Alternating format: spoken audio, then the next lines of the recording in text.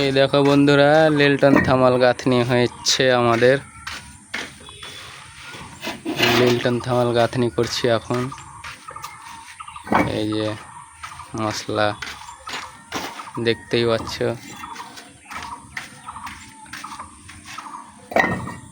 লিল্টন থামাল গাঁথনি হবে, তারপর সেন্টারিং করব আমরা।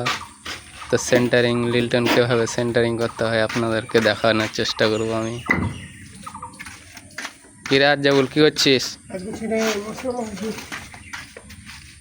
তো কিছু বল,